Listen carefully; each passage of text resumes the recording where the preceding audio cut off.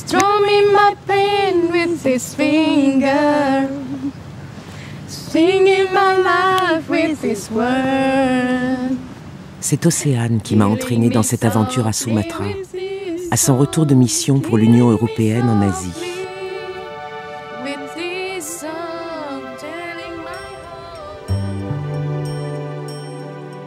C'est vrai que quand j'imaginais l'Indonésie, c'est à Bali que je pensais, avec ses criques paradisiaques et ses hôtels chics, la culture hindoue et la douceur de vivre.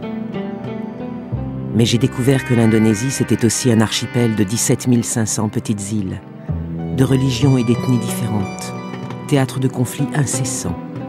Et la région d'Aceh est un lieu géopolitique hautement stratégique.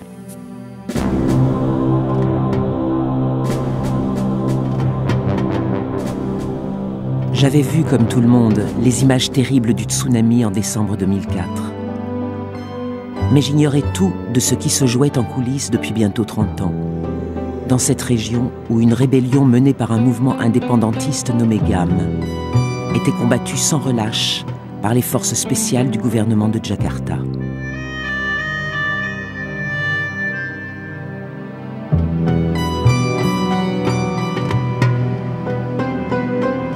L'histoire qu'Océane m'a racontée, c'est aussi celle d'une légende, celle des milliers de femmes combattantes qui avaient rejoint les rangs du GAM. C'est l'histoire des Inong Balé.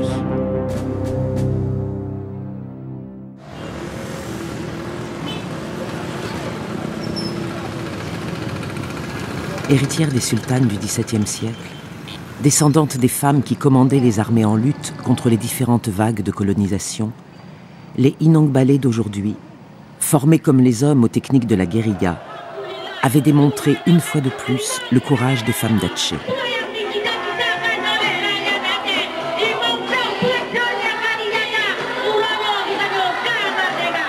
Qu'étaient-elles devenues après la signature des accords de paix du 15 août 2005 ?